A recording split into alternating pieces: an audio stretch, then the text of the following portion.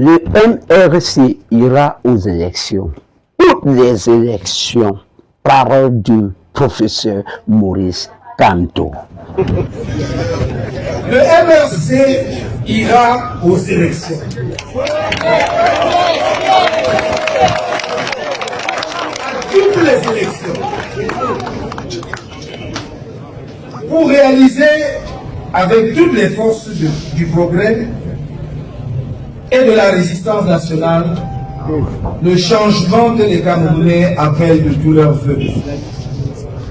Permettez-moi de prendre une minute pour clarifier un point. Quelques esprits mal intentionnés, parfois dans nos rangs, ou des esprits chagrins qui sont en face, passent le temps à vous bastiner les oreilles en disant mais qui vous dit que quand on va même aller aux élections, il va encore décider qu'il a boycotté comme en 2020. Je le dis ici. Un miracle se prépare, des choses se préparent. Parole du président élu Issa Chiroma Bakari. Nous préparons le miracle et il y aura des miracles. Ce sont exactement les propos de notre président, celui-là que nous avons élu, son Excellence Issa Chiroma Bakari. Aïe. Mais tu fais comment pour être encore dans le camp adverse? Tu fais comment pour douter que le changement arrive? Hein? Il y a des miracles qui arrivent. Hey! Le gouvernement camerounais n'a pas nationalisé Eneo. Le gouvernement camerounais n'a pas nationalisé Eneo. C'est parce que Eneo a créé les dettes que notre entreprise ne peut plus acheter Eneo. Mais ils viennent dire le gouvernement a nationalisé Eneo. Ou, écoutez un peu le décryptage si on revient après. Et oui. Vous vous rappelez du barrage de Nachtigal, non? Le barrage pour lequel l'État camerounais est supposé payer 10 milliards de francs CFA tous les mois. Sachez donc que de nombreux journaux rapportent que l'État camerounais n'est pas capable de payer cette facture. Le barrage de Nachtigal a été livré en mars 2025 et à partir de ce moment-là, en fait, l'État camerounais devait payer 10 milliards de francs CFA par mois à la compagnie française qui a construit le barrage. Je dis compagnie française parce que cette compagnie-là est détenue à 50% par des investisseurs français. Et il semblerait qu'actuellement, la somme que l'État camerounais doit à cette compagnie française-là s'élève à environ 100 milliards de francs CFA, mais que jusqu'à présent, l'État camerounais n'a que pu rassembler environ 20 milliards de francs CFA. Il semblerait d'ailleurs que le ministre des Finances, qui est Louis-Paul Motazeux, essaye de chercher des financements pour pouvoir payer cette facture, mais que jusqu'à présent, il n'arrive pas véritablement à trouver les financements qu'il faut. Je pense que ça vous donne une bonne idée de d'où se trouve la situation économique du Cameroun. Parce que si vous cherchez du financement de 100 milliards de francs CFA depuis aussi longtemps et que vous n'arrivez pas à l'avoir, ça veut dire que les institutions étrangères ou banques internationales ne vous font pas confiance pour vous prêter cet argent-là. Et en termes de rappel, il faut savoir que c'est Eneo qui devait normalement payer cette facture, donc cette facture de 10 milliards de francs CFA par mois, mais Eneo était incapable de le faire. C'est pour ça que l'État camerounais a repris cette dette-là. Et je dois également vous rappeler que Eneo est endetté de plus de 800 milliards de francs CFA et que c'est la raison pour laquelle le gouvernement camerounais a décidé de nationaliser Eneo. Donc n'écoutez pas ce que le RDPC prétend à mode qu'ils ont nationalisé Eneo parce que Eneo est une compagnie nationale et qu'ils sont devenus soudainement patriotes. Ce n'est pas du tout le cas. La vérité c'est que Eneo allait faire faillite et qu'aucune compagnie privée internationale n'allait vouloir racheter Eneo. On n'allait pas vouloir racheter une compagnie qui a autant de dettes. Autre rappel, le barrage de Nachtigal, c'est ce barrage en fait qu'on a mis en service en mars de l'année passée, donc totalement en service en mars de l'année passée, et qu'on s'est rendu compte que on n'avait pas les infrastructures pour pouvoir exporter l'énergie électrique.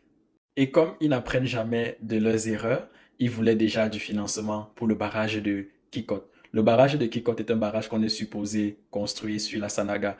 Sachez donc que le Fonds monétaire international a déjà dit en avance au Cameroun que on ne vous aidera pas pour le barrage de Kikot si vous êtes incapable de régler ce que vous devez pour le barrage de Nachtigal. Sachez également que le FMI se comporte de la sorte parce que la Banque mondiale est impliquée dans la construction du barrage de Nachtigal. Il paraît qu'il y a une clause dans le contrat qui fait en sorte que si le Cameroun est incapable de payer, que c'est la Banque mondiale en fait qui va payer les sommes dues et que par la suite, la Banque mondiale va se retourner vers le Cameroun pour pouvoir avoir son remboursement. La Banque mondiale et le Fonds monétaire international sont des institutions on peut considérer comme américaines. Et c'est en quelque sorte la raison pour laquelle on peut voir que le FMI se comporte de la sorte. Donc, que pensez-vous de toute cette situation? En plus de ça, que pensez-vous du fait qu'on puisse dévaluer le franc CFA à l'avenir, puisque c'est une conversation de couloir qu'il y a actuellement, vu les faibles réserves d'échange que les pays de la zone CEBAC ont dans le trésor français? En tout cas, rien ne semble aller économiquement. Ouais, le Cameroun, papa. Donc, la malgouvernance a déjà créé les choses au point où, quand on reste, on dit que non, bientôt le Cameroun doit quitter du franc CFA. Et bientôt ceci doit arriver. Bientôt cela doit arriver.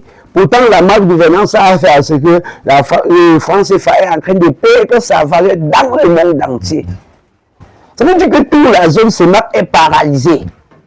Et Eneo n'est pas une société que quelqu'un peut acheter. C'est un colis piégé. C'est pour ça que le gouvernement a dit que bon, mais on prend notre colis piégé, on s'assoit.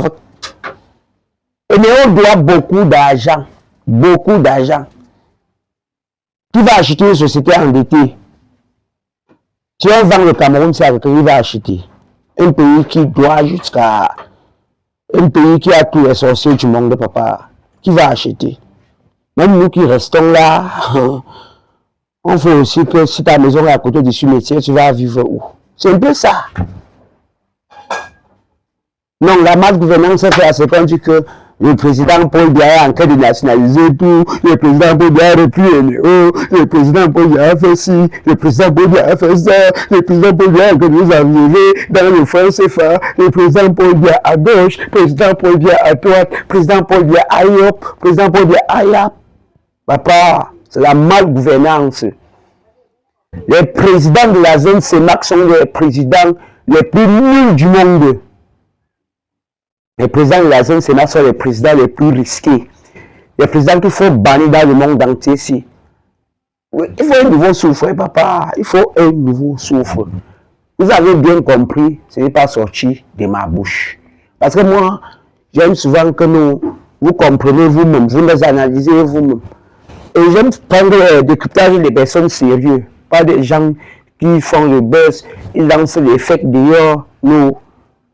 Si vous me voyez pousser quelque chose, c'est que c'est sérieux à 70%, pour ne pas dire à 100%. Oh, appelez-moi El Baron Chinda du Din Fils Bansoa. Abonnez-vous, likez, partagez. N'oubliez pas de laisser un petit commentaire. Avant de fermer la vidéo, on revient sur le MRC ira aux élections. Parce que le professeur Didier Maurice Kamto a parlé, on doit écouter, réécouter. Le MRC ira aux élections. À toutes les élections. Pour réaliser avec toutes les forces du progrès et de la résistance nationale le changement que les Camerounais appellent de tous leurs voeux. Permettez-moi de prendre une minute pour clarifier un point.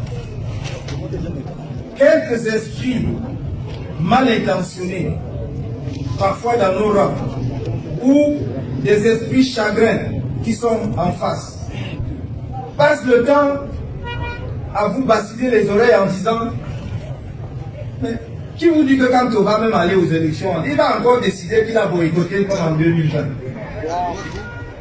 Je le dis ici. Le MRC ira aux élections. Ceux qui n'ont pas encore des cartes d'électeurs, allez vous inscrire très rapidement. Allez vous inscrire très rapidement pour que nous partons renverser le régime de Yaoundé au législatif et municipal.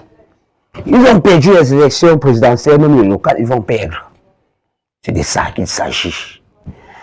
Et pour tous ceux-là qui ont des petits problèmes de réalisation audiovisuelle, je vous parle comme ça de TH House Entertainment. Voilà, l'entreprise là, votre maison là, qui a décidé comme ça de vous aider. Toutes les informations sont là. Donc, on n'invente rien. TH House Entertainment, nous sommes à Yaoundé, nous sommes au Cameroun, nous sommes à votre service. En cas de besoin, contactez-nous systématiquement, normalement, sérieusement, à mot de son d'abord. Toutes les informations sont là. Oui, Yo la famille El Baron Chinda, je vous invite de me suivre sur Facebook, TikTok, Instagram, YouTube, El Baron Chinda. Suivez-moi jusqu'à la gare.